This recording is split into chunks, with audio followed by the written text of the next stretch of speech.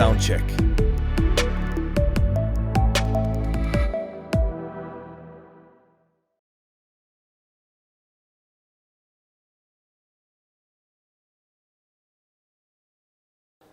All right, ladies and gentlemen, welcome to Soundcheck. And I cannot believe this is actually happening, but it is actually happening. Please pinch me. Okay, it's happening. We have the legendary Cristoph with us, man. Thank you so much for being here. Not a problem, mate.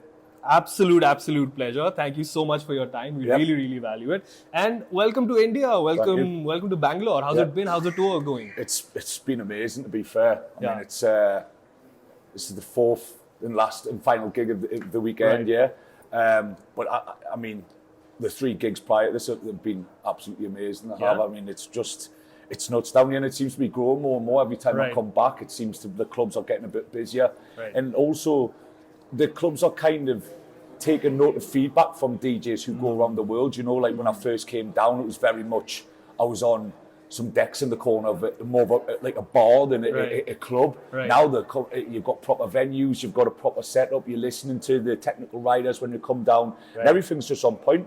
Wow. The guys who are touring me have been amazing. I've spent the whole weekend with Pryda, and it's been great fun. Just a good laugh with everybody, but the gigs have been crazy. I mean, like where was it, Hyderabad and Goa, the decks it was quite like an intimate feeling where they had the decks, and the crowds were like charging, and like last night in Goa they were pushing the console back, so I was going further and further towards the wall. I was like, you're gonna have to fucking stop. Is that a good thing or a bad thing? It doesn't bother me. I can see why people are getting intimidated, but you know, that's when the security step in and do their job. You're a big guy, I'm sure you can take it. It's whatever.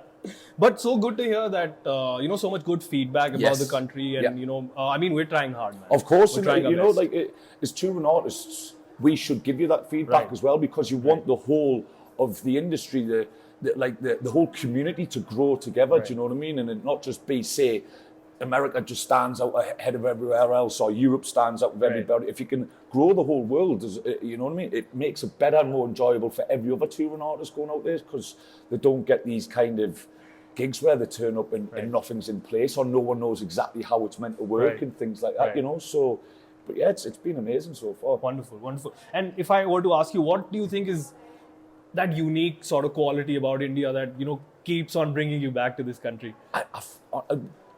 The people are just unbelievably nice, like so nice, and they go above and beyond to make you feel welcome and to make you feel comfortable.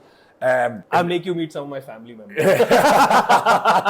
And there's another thing I'm obsessed with over here. It's the way people dance. I've seen nothing like it. Really? Like, there was a guy in Goa last night, and he was just going like crazy nuts, like head banging, his arms were flying all over. I was like, he's got to be sore tomorrow morning. He was dancing that hard, but it just seems to be the done thing, you know. Like a lot of the rest of the world are quite conservative the way that they do move and dance, and I think they take themselves sometimes they can take themselves a bit serious. Over here, it just seems everyone's just out having fun, and I mean, Goa's Goa as well, so you can understand that people may have been away with the fairies a little bit, but That's Goa for you. Yeah, exactly. Let's take a little bit of a step back, Chris. I did some digging into your background, and I got to know that you grew up in a pretty unique household, man. Like your dad was a DJ, your brother was a DJ. How was that experience like? I mean, just considering that, it was like that doesn't really happen. Yeah, I mean, my dad was, he DJ'd, he had his own little business called Lamplight and stuff, and he'd done like Motown, Northern Soul. My brother was more into the underground house kind of scene, and that's kind of where I got into it through. But I mean, my dad always used to try and tell me to use the microphone, but I don't think anyone will be able to understand me properly. I'm trying to put on my best voice so people may understand what I'm saying. Yeah, exactly. And like my management say that all the time. They look and they're like, I don't understand what you've just said. And sometimes I'll say things in text and they'll reply being like, what do you mean, mate? Like, I've got to tone it down. So yeah, I don't think I'll be the best on a microphone. And then, like I was lucky enough to be able to practice on some decks to learn how to beat match and things like that. And it just grew from there. Like the love of music, I think it's embedded in. Even my mum and sister are really, really into their music. My sister's more into bands and things like that. My mum's into her Motown, Northern Soul and stuff, but she also likes some more of like groups and bands like Simply Red and things like that, So everyone's got their own little taste in amongst us all, but we all listen to everybody else's. Or So they may tell me that they listen to mine, or I don't know if they actually do anymore. I'm sure they are. So there were no sort of feuds growing up, like my music is better than yours? My brother was like much older, and my sister's like closer to his age. Them have probably butted heads over some sort of music at times, you know what I mean? But now there was no, like, you know, everyone would sit in a own little room. I would sit in mine at times and just play on a computer, but listen to my own music. Right. And, you know, with my brother and sister being older, them were out most of the time, and my mum and dad would just be downstairs listening to theirs or watching the TV. There was no conflict in anything, you know. That's good to know. You know, in the car, I used to enjoy all the music that my mum and dad would put on in the car anyway, so it was all fine, yeah. Yeah, that's good to know. Again, that's really unique, man. Yeah. Like, if I play my music for my mom, she's like, yeah, I mean, sure, okay, I get it. Where are the words? Like, I would love to hear someone sing. I'd be like, yeah, okay. So, yeah, beautiful.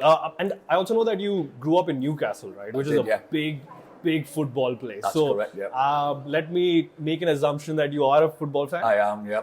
I don't think I don't know many people who aren't. You know, and if they aren't, they do follow another sport type of thing. You know, the large majority of the city is into sport and stuff like that, and they do support the local teams. It's not often that you find someone from Newcastle who supports a team like, say, Manchester or something like that, even though one of my nephews does. Oh. So, and another one supports another one actually supports Sunderland, but I'm like, I don't want to get into that with them both. Let them enjoy their teams.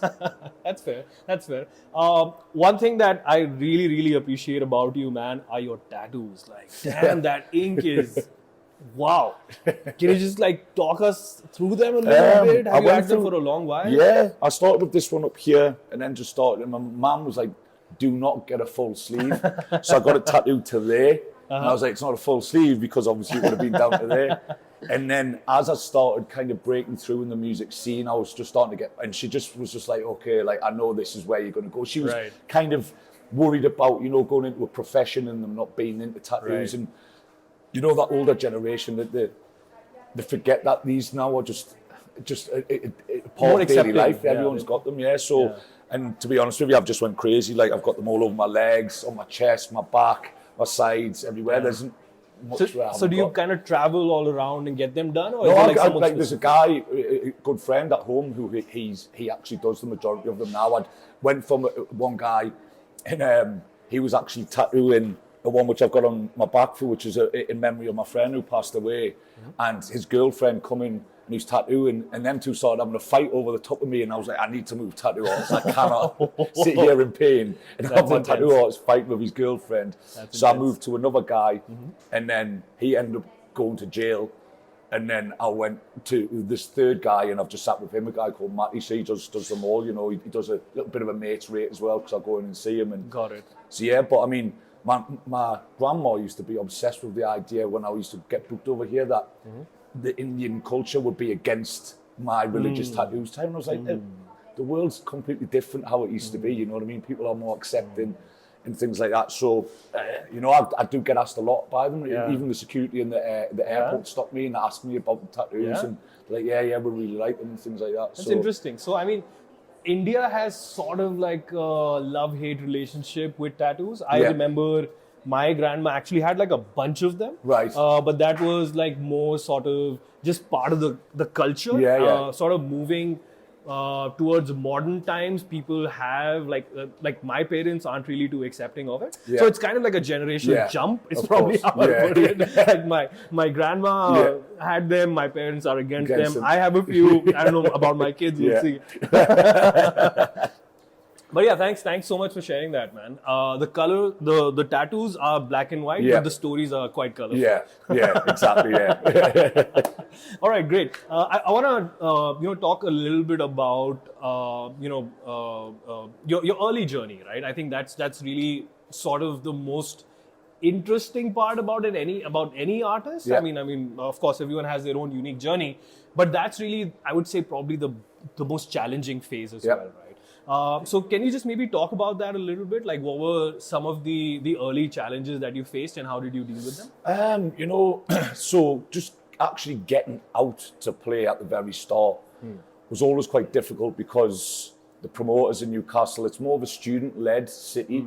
So students don't want to come into this nightclub and listen to underground music all the time. So it was kind of, I was playing back rooms a lot, and you would play to basically the bar staff, you know. But that's where you learn how to play the 4-5 hour sets, you know. You get the stamina, and you start picking music. You're like, all right, you're not going to play to anyone, but you play to yourself, and you start understanding the music that you've just bought off Beatport, or you've just grabbed from somewhere, or, you know, like you've ripped from a vinyl and you've got it on your CD there, or whatever you want. Right. And it just goes from there. And but it was always hard to try and break out into the better clubs, and you would have to kind of put on your own night.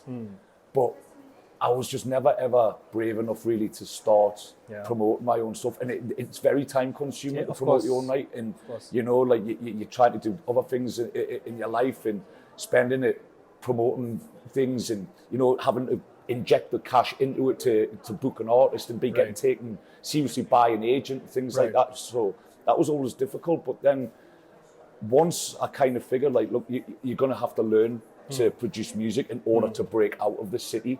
It kind of just started snowballing, and it went really quickly from there, you know. Like after, I think it was maybe a year or something like that, I started getting music signed.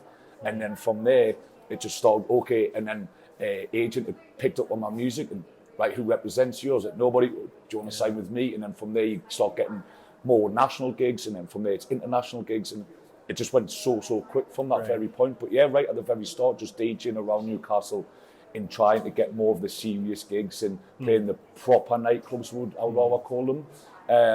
It was quite difficult, but you know, everyone's got their own story, they've got their own journey, so you learn from that, and I always believe, like, the career's just a ladder, and it's just, you take it rung by rung, and you understand that's how, okay, now how do I get onto that, right now, how do I get up there, and then you just start climbing from there. Really, it's all business strategy, really, do you know?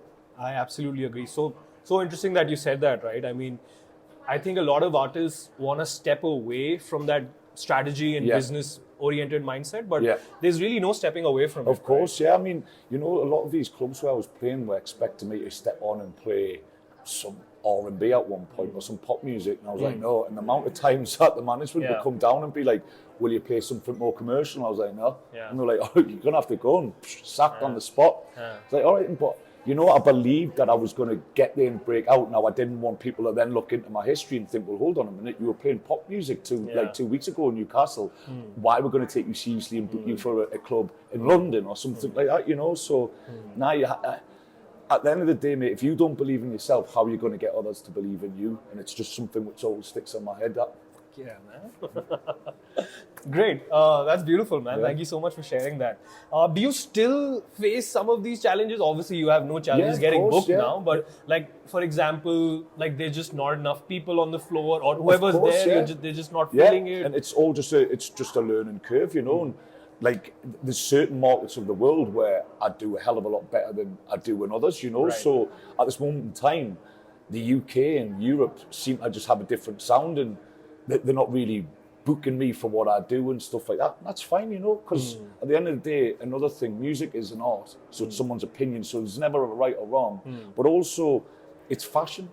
So if fashion changes, if you look at what we wear, you know, like the clothing, you know, like some of this stuff which is coming through now was big in the 90s, and now it's kind of coming back a bit of like the baggier pants and stuff like that. You know, it was only 2 years ago that everyone had the tight jeans on and stuff like that. So music... I never really so music will turn around, and, you know, so it'll come into Europe, it'll come into UK, that more of the melodic progressive sound will be getting bigger, while, say, the more techier sound may shift into the America or the South Americas or down into India or Australia. You know, it's just life, really, mate. You know, you've just got to be grateful for what you're getting. Right. Beautiful. And, you know, since you talked about sort of believing in yourself and trusting yourself and your music, I heard about this story where you walked off a stage where you had 2,500 people in front of you in Ibiza. That takes balls, man. Can you talk about that experience and what you learned from it? Well, it's, again, you're just believing in yourself. But that was, the club had just opened, and they wanted me to play at a much higher, faster BPM. And You know, I was basically the opening DJ. Now, you've got big names coming on later on that evening, and how are them going to take it down from like late 130s, which where they want to be, down into like mid 120s, where them play their sound?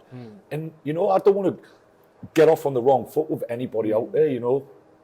And I was like, I'm not speeding the music up. And they said, if you don't change the tempo, then you're going to have to get off the decks. I said, all right, I'll get off the decks and just pull myself off. So I'm not going to stand there and get threatened.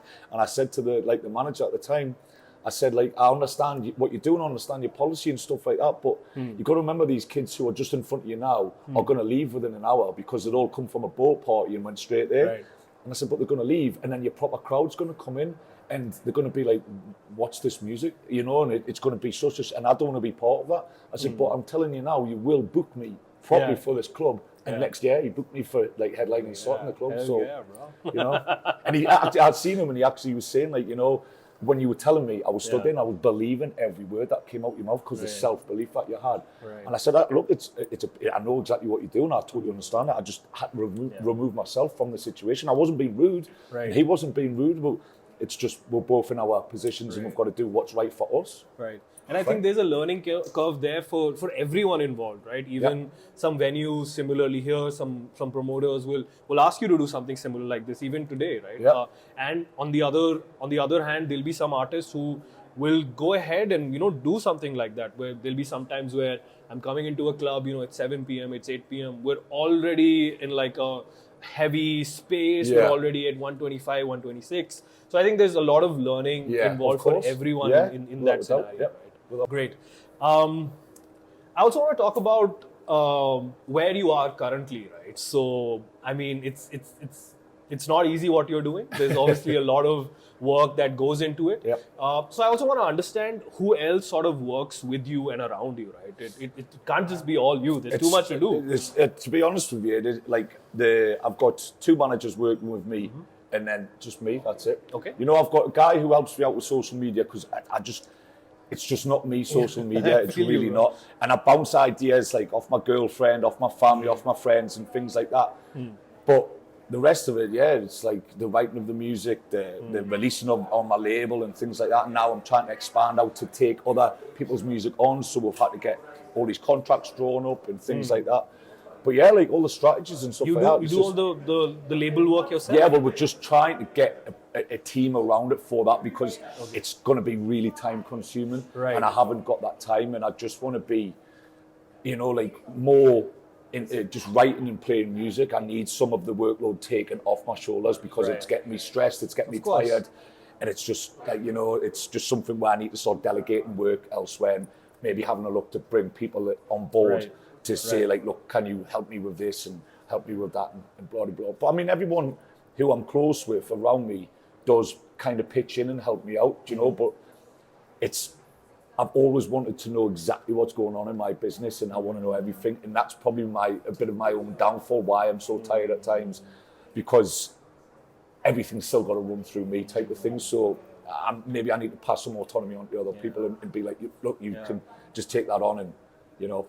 Yeah, I think it's really like sort of, do we stand in our own way sometimes as well, right? But it's also at the same point of time the kind of person that you are and the kind of value system that you have. So that's also really important, right? And delegating is never really easy. Right? No, it's not. And you know, like, also, if it's your career and it's your business and it's everything else, I'm a person who doesn't want to have a scapegoat there. If something goes wrong, it's on me and my shoulders and I'll take responsibility for it. Yeah. If somebody else has made a mistake, then I can turn on and be like, it was your fault. And I'm not that person. I'd rather take it on and learn from what mistake I've made, because that's the only way you're going to grow, you know?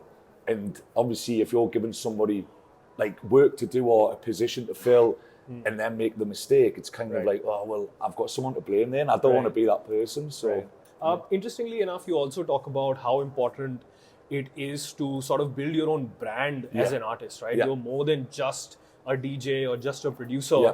You're a brand essentially, Yes. right? So can you just talk a little bit about that? How can people who are just starting out kind of have that sort of shift in mindset, and what actions can they take to, I think incorporate it's that? all about setting goals, you know, like understand what you want. There's a lot of DJs out there who are happy just being a DJ and who are happy just writing a bit of music and just doing gigs every now and then. But there's other people out there who want to build a brand, or there's other people out there who have just started as a DJ, never really thought about it, and they've ended up becoming a brand because the music is so strong and they've got such a big fan base, you know. But mine's always been to have this brand, and you know, when it becomes a time where maybe I don't want to tour anymore, I'm sick of that, I want to be able to maybe set up a management or something like that, you know, and then run my label and have a management on the side of that, or whatever, you know. It's all different goals. So anyone from the start, set your big goals, but also learn that it takes little steps to get there, and just set all your little goals and kind of congratulate yourself while you get each little goal, and be proud of what you're doing, and then move on to the next one, and then on to the next one, and then slowly but surely you get closer to the bigger goal, you know, Right. and it just starts growing like that. Right. I'm a firm believer in, it's like kind of don't run before you can walk type of thing. Or is it walk before you can crawl? I don't know what it is. It's some saying like that. You got the message. Yes. I want to switch back to music. Yeah. Talk a little bit more about that. So, firstly, obviously you're up next. Yeah. You're playing at Pumproom's first ever open air festival. Yeah. We are damn excited. Yes. So yeah, I want to understand a little bit about how do you sort of construct a set, right? What's your mindset behind selecting a particular set of music? I've got one.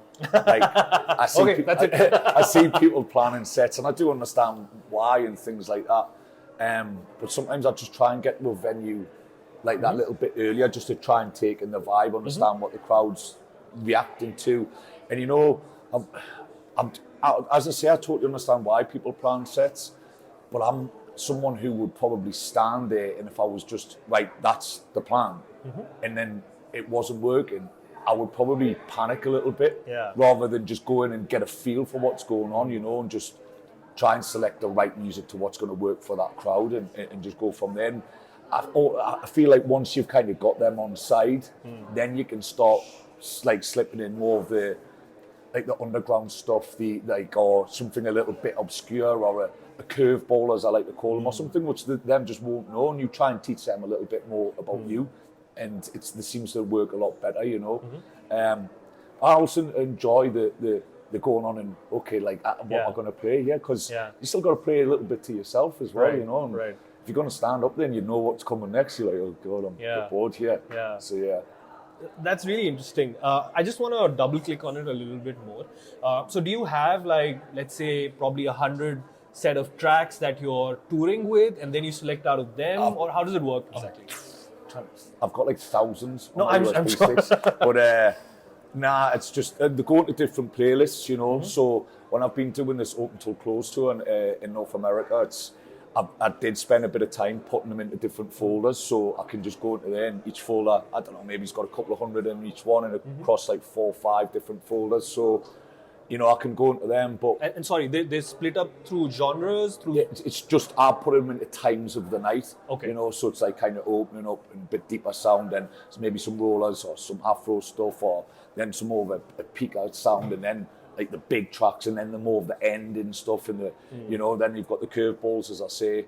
But you know, I play in key, so it shortens down what you can actually play with, like what's next, anyways, which.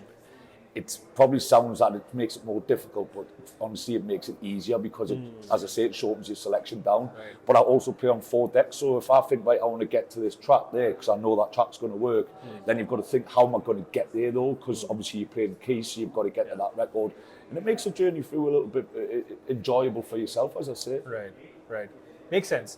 And how do you balance, between your own music style and what people want? Like, how do you sort of find that balance? And I want to understand that both from DJing as well as production, right? Because it's very easy to kind of get carried away that, okay, everybody just wants this kind of sound. I'm just going to play it and make it make everyone happy, right?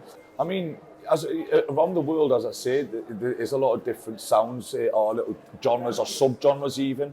where people are into it, and you know, you just find what's key for that crowd at that time. You know, like down here, he's a bit more into the progressive stuff than Australia was, which was only last weekend. So it's kind of like just finding out what's right, as I say, for each. And you can do that by speaking to the people who are touring with you, or the promoters, or the other DJs, or something like that. But yeah, when it comes to my own music, I'm really bad for it, because I struggle with self-confidence a lot. So I make tunes and people like them, and then I never play them out. And then it takes until I see it doing well online to be like, oh, people must like it. And then when I play it, the crowd's reaction's fucking amazing. Yeah. So I'm like, I don't know why I don't play my own stuff, and I need to start doing it, because I need to test some of the productions which I've made, because that's one of the only ways you're going to learn about what needs changed on the record before you can release it. I go through really weird phases of playing very little of my own music. So, but tonight I've got some new ones to test out. Looking forward to it. We're damn excited. Yeah. One interesting point that you said there was that you struggle with self-confidence. Yeah. I think mental health in general across the industry is a bit of a challenge, to say the least. Yes. So this is something that we talk a lot about. Yeah. We want to get your perspective on it as well, right? What are some things that again, people can take action to kind of, just sort out some of their demons? Yeah. I'm a big believer in exercise, in going to the gym. You know what I mean? So the way that makes you feel, I think it's second to none, you know?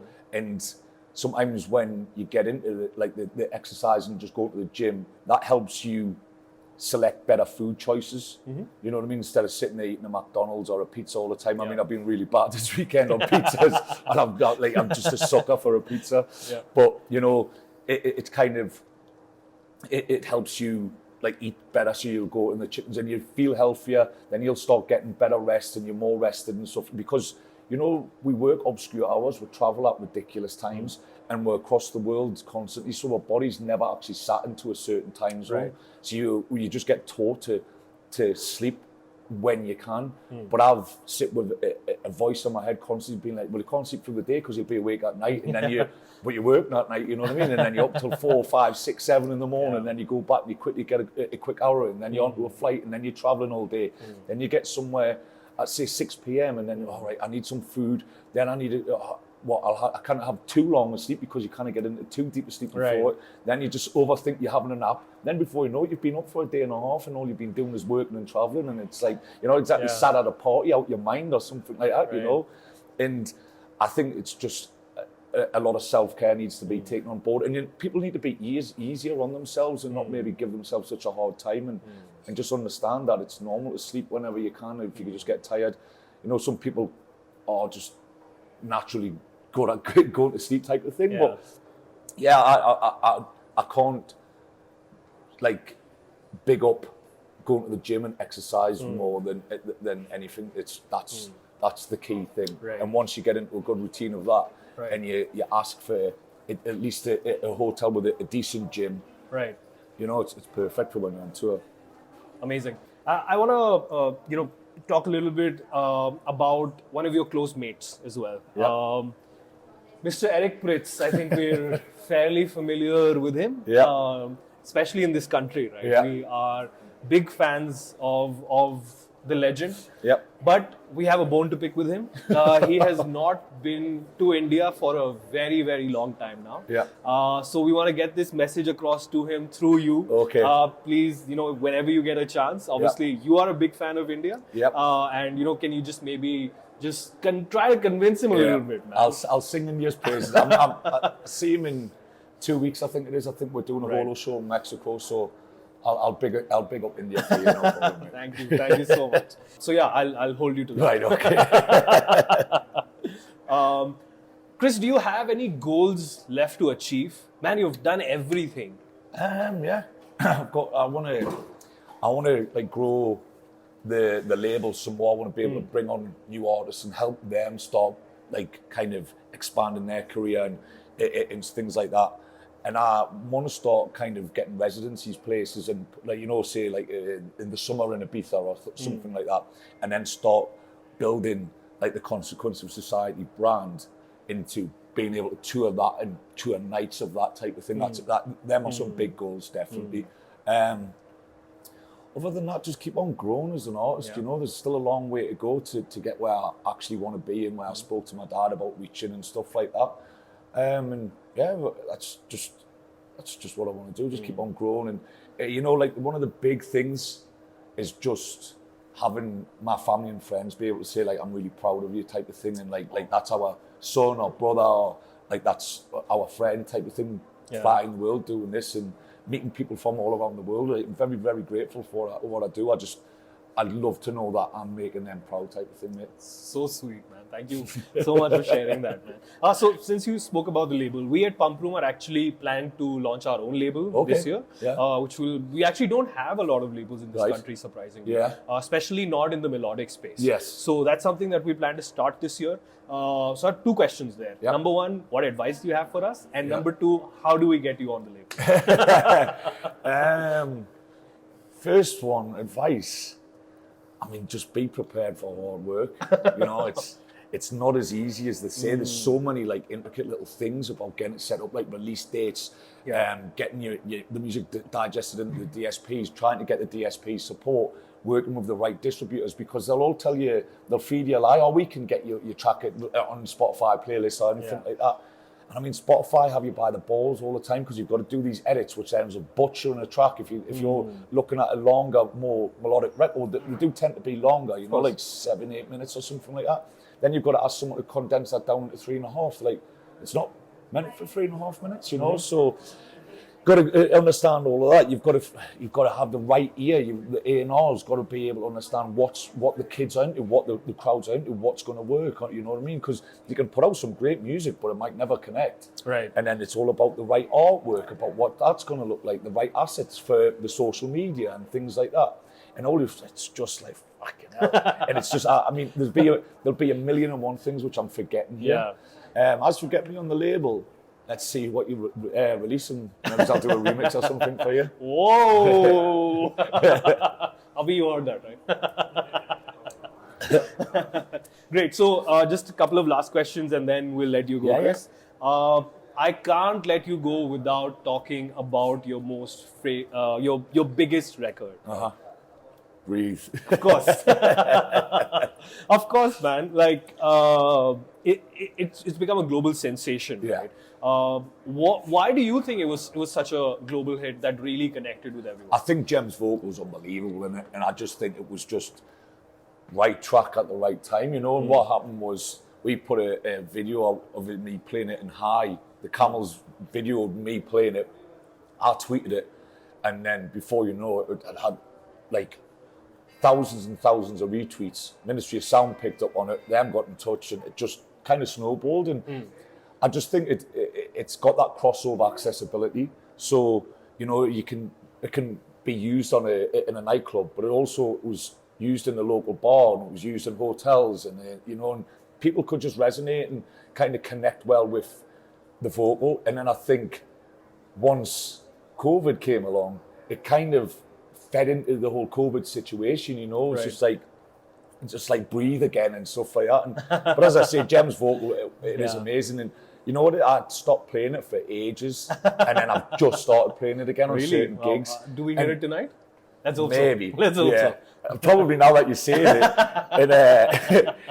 But do you ever get bored of your own music? Like you have to play it all the time? Yeah, all the time. That's why I just try and write constantly. And just so I'll be into something for like 2 or 3 days. And even like back in Chicago, I'll show my girlfriend, I'll be like, oh, what do you think? I should be like, yeah, I really like it. And then next day I'll be like, I hate it. Do you like this one? But Jesus, just chill out. We can all relate as artists, man. All right, last question for you, Chris. What do you have coming up? Obviously, the label is something you said you want to focus on. What can your fans expect from you from the next few months, few years? I've just remixed one of Camel's tracks, which came out on Friday there. I've got Facet 3 coming really soon. So there's 6 tracks just getting mastered on that. Then what else have I got? I'm sat on some like quite big vocally records as well, which I want to get out in the summer. Then I've done a track ages ago, which is an edit of a Pete Tong track, and everyone loved that, and I just never thought I'd get the sample cleared. And Anjuna have just cleared the sample, so that's coming out this summer. got another something would start off as an edit coming out on Defected because it uses one of their vocals for their 25th anniversary. That's meant to be coming out this summer. Then I'm probably going to maybe get some remixers on board to do a remix thing for the facet type of thing, a facet remix or something I'll call. And then from there, me and the management have spoke about maybe thinking about doing an album. Wow. And going exciting. This year? Next year? Be next year, I would imagine. I'll just see how that goes and then just keep on writing music and releasing it, you know, like I write a stupid amount of music a year, so it's I'll just try and just pump it out as much as I can because it's great that people are receptive to it, you know. Absolutely. Chris, thank you so much for doing this. Not a problem, my friend. It's such a pleasure. Yeah. We love your music. We love you here in India. Please do come back soon. Of course, yeah. And we can't wait to hear what you have let's go. In store for us today. Yep. Thank you so much. Thanks, everyone.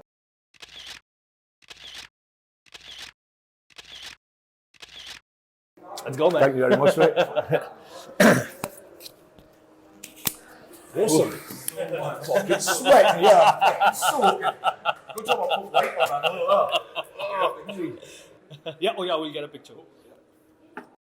Okay, we don't need to cut. We're good? Okay. Everything is good, right? Yes. Okay. Audio is also good. Looking good. Yep. Mic is on. Mic is on, right? Yep. Okay, great.